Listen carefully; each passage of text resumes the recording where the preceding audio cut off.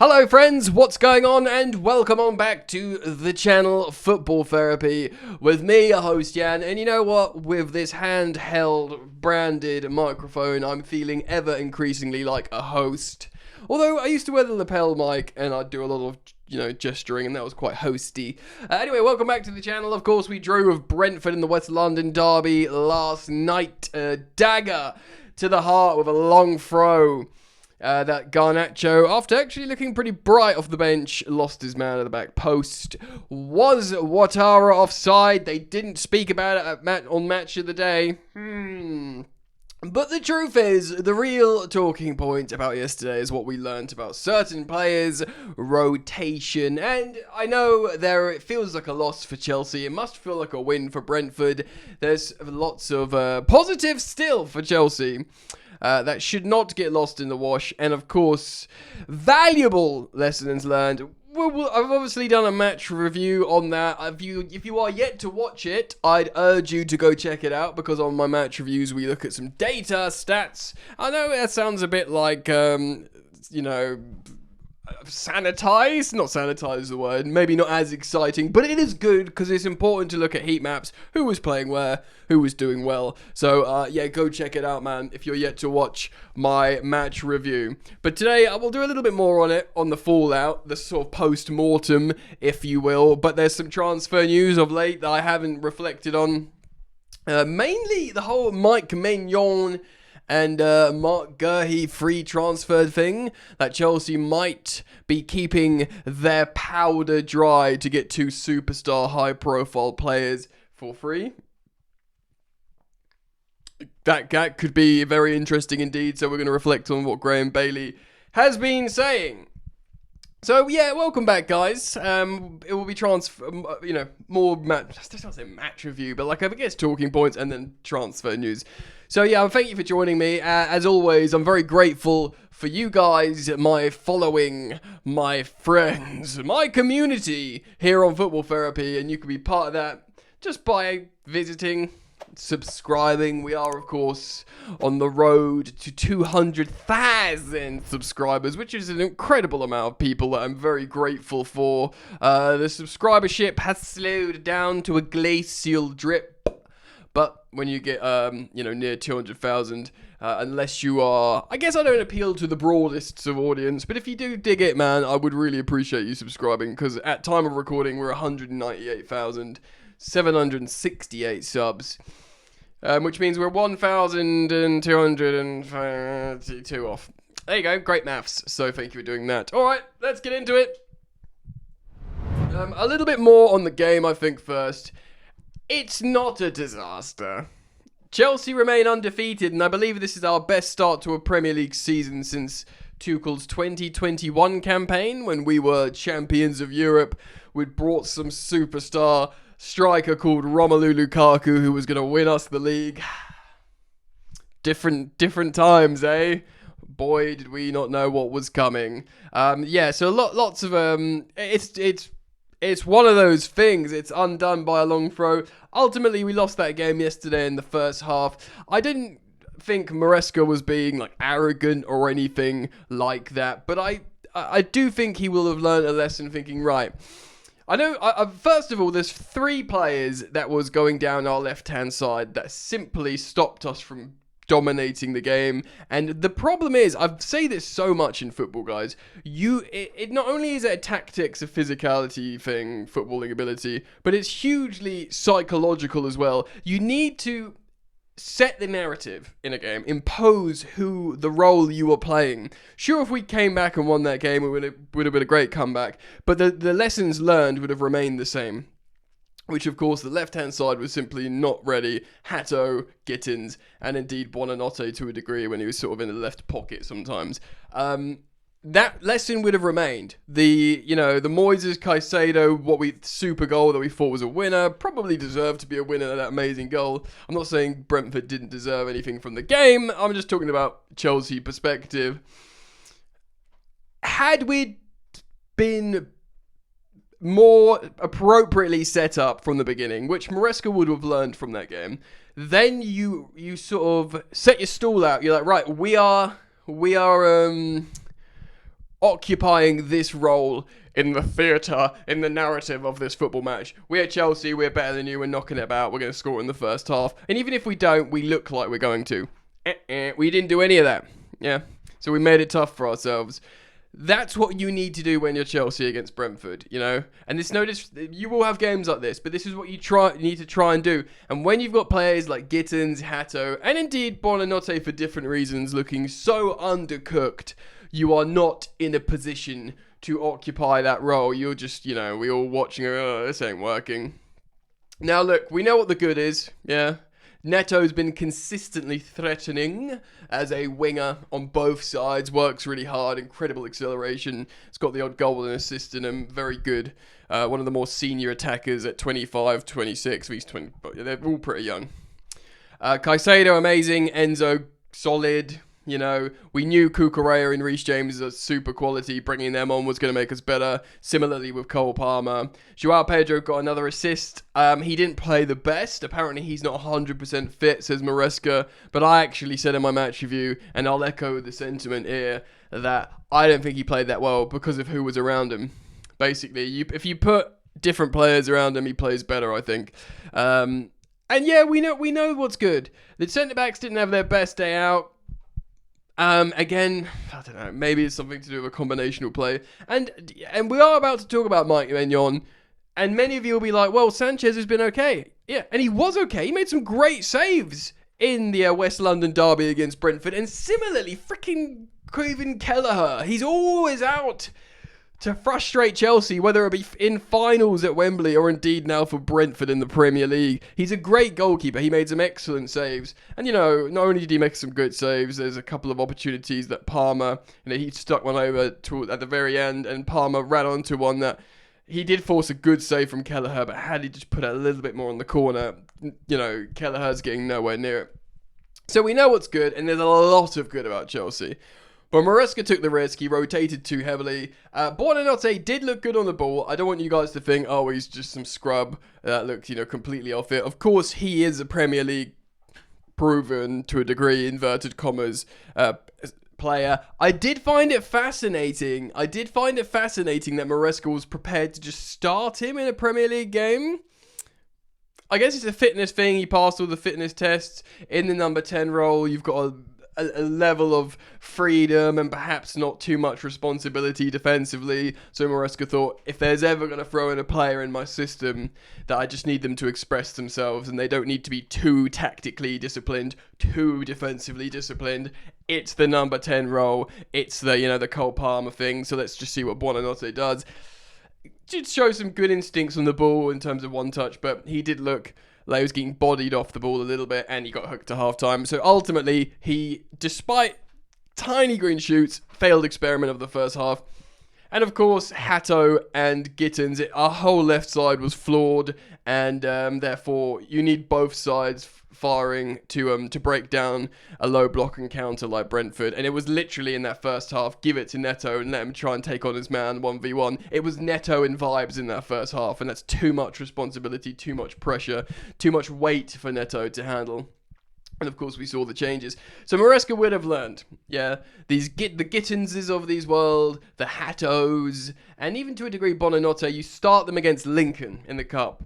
Other than that, you bring them off the bench when the first team players have put you in a strong responsibility to take home the gold, to bring home the bread. You know what I'm talking about. Yeah, he took a risk. I don't think it's like an arrogant rotation thing. I think he took a risk and he will learn from that. It's the Premier League, baby. The Premier League is so tough, you know.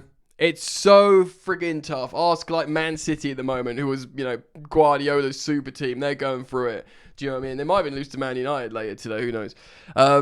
So it's not the end of the world. A draw away at Brentford. Worse things have happened to greater teams. Although I would have been happier losing to Bayern. I know this sounds awful, and no one will. Few will agree with me. I would have rather lost to Bayern and got 3 points here, and been like, oh well, that's our hardest game in the league phase done. And we've got this sweet mandatory 3 points at Brentford that saw us go to the top of the Premier League. But The manner, it's a stoppage time equaliser, so it sucks, and that creates the narrative, the emotion, the feeling that you carry with you moving forwards. But Maresca is a football manager. He will look at it holistically, and he would have learnt a lot from that game. And of course, it's great to see. I do feel sorry for Moises Caicedo. He scored, super goals before that have been taken away from him cruelly. I think one wrongly offside as well. And now he's got this one that should have been a winner, and he just keeps scoring these absolute world class golazos that aren't necessarily meaning much. I mean, obviously one has a point. And Cole Palmer's back, and he looks great. And Steva was ill, and he'll come back in. And Chelsea are looking good for the future with Kenda, Paez, Penders coming back. So on that, let's talk about some of this transfer stuff then. All right. So, yes, the transfer window's just closed. And we've already, of course, reacted to Emmanuel Omega, the Strasbourg strikers, joining Chelsea next summer. We looked at some of his stats in a video a couple of days ago. He's got really, really high shot value.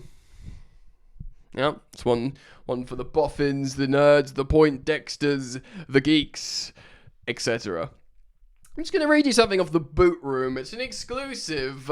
TBR, the Boot Room of Football understands Chelsea are in the race to sign 2 elite players for free.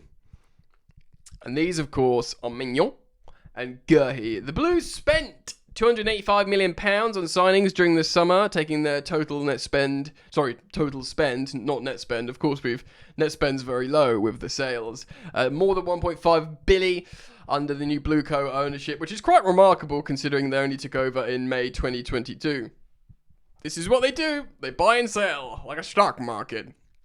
But TBR Football understands Chelsea are now looking to take advantage of the free agent market, moving like modern day Real Madrid, trying to get them free transfers, your Tony Rudigers, your Kylian Mbappe's, other free transfers that are evading me, but they've done a few like that of late. Mark Guehi and Mike Mignon. So Graham Bailey, who is chief correspondent for TBR, has now been told Chelsea are firmly back in to sign the England international on a free transfer in the summer. This is really interesting, of course, because Liverpool came really close to signing him in a £35 million move until Steve Parish pulled the plug on the deal on deadline day. Now, I did cover this on the second channel. By the way, check out the second channel. It's called Football Yannick. All football stuff, not just Chelsea, if you want my thoughts on that. Similarly, it's good synergy as I try and get closer to 200,000 here. I'm very close to 20,000 over there. So if you enjoy it, go check out that stuff as well. There was also a goodbye video leaked. A club farewell edit for Mark Guehi from Crystal Palace, because he was going. I think the story was that Oli Glasner, the Crystal Palace manager, put his foot down basically and says, no, we haven't got a suitable, replacement. You cannot let Guehi leave. And he didn't go. I think Parish wanted to sell him because, it's Crystal Palace. You can't let a £35 million asset go for free. They all know he's not going to extend. They're all happy that he's not going to extend because they recognise he's been a great servant in a successful time at Palace and he deserves the right to choose, of which he has chosen to not signing, either go to Liverpool for 35 million quid, which I think he really wanted, by the way, Premier League champions, etc. And I was frightened by that because he is genuinely the obvious natural successor to Virgil van Dijk as a leader and a really good footballer. Now, the Crystal Palace number 6 is set to see out the campaign and leave on a free transfer. So Chelsea are a number of the European giants trying to secure his signature. So Liverpool's still trying to get Guehi, but Chelsea are back in the race. Arsenal, Tottenham, and Man City and Man United, all will try and convince him. So I guess it's how good you do this season. If Liverpool fall apart, pray Liverpool fall apart. Van Dijk gets older. Kanate goes to Real Madrid. Maybe on a free as well. There you go. Another free. And Vietz doesn't work out and Isak can't score. Lots of ifs there. Lots of really unlikely ifs. The straws I'm clutching on. Maybe Chelsea win the Champions League. Come home, Mark, we might say. Then there's also, it's Bayern Munich, Barcelona, Real Madrid, of course, is a free transfer. Atletico Madrid, Inter Milan, Juventus, and Napoli have all registered interest in the 25-year-old. And it doesn't surprise me, bro, because he's a baller, he's 25, he's got his best years ahead of him, he's captain of his club who've just won a trophy. Does not surprise me at all. And he's, despite being a right footer, of course, he plays on the left-hand side, so he's a good passer. He could be a genuinely good rotational player with Levi and Gerhi at one side. I know people were frustrated with Fofana yesterday, but he was playing that sort of de facto right back role, which he's not. He's a centre back. Do you know what I mean? So Chelsea, Gerhi's character, they love him. Okay. Also, Mike Maignan. Ooh la la. Disclaimer, of course, Sanchez has been fine. I'm not trying to sell Sanchez here, guys. Well, I am actually, but I'm not slagging him off. This is not a Sanchez hit piece. I've got no issue with him so far this season. He's still on fraud watch. He was really good in the Club World Cup. He's been decent at the beginning of the season, but of course, he did cost Chelsea in a lot of high-profile moments last campaign as a senior goalkeeper. So, Chelsea have also, of course, we wanted Mike Maignan. He had just 12 months left on his contract. We tried to sign him. He agreed personal terms with Chelsea, Mike Maignan. However, sources tell TBR that the France international remains a main target for Chelsea amid doubts over Rob Sanchez. So the prospect of signing two elite players for free in 2026 cannot be ruled out. Can we speculate that there is an agreement between Chelsea and Mike Maignan? Maybe we do get a pre-agreement in January where we say, obviously in January he can start talking to clubs and do a pre-agreement. Maybe we try and sign him. I doubt that. I doubt, it would have to be catastrophic. Sanchez would have to go completely off the boil, do some crazy stuff, and then you're just left with Philip Jorgensen, who's not the guy. I don't see any team buying a first-team goalkeeper in January, because no matter what the story, the narrative, the context of that season is, no matter how many good things are happening, if you are buying a new first-team goalkeeper in January, you cannot be having a good season. That is simply not a good sign. So, buy yourself you sort of buy functional defenders. You don't buy you try not to buy a striker, or maybe more likely a striker, but definitely not a goalkeeper, maybe not a striker. You try and sort of get a midfielder, an extra centre-back, these functional players that you can drop in and help you. But, and again, what good strikers do you get in January winter transfer window? So, there we are, guys. A post-mortem, a little reaction to some transfer news that was published yesterday on the Boot Room. Let me know what you think. Leave your thoughts down in the comments section below. Thank you, as always, for joining me. The call to action is like and subscribe and drop your hype points and all that nice stuff that helps us content creators out. And do check out Football Yannick, the second channel on YouTube. There'll be an upload or two today. Right. Peace.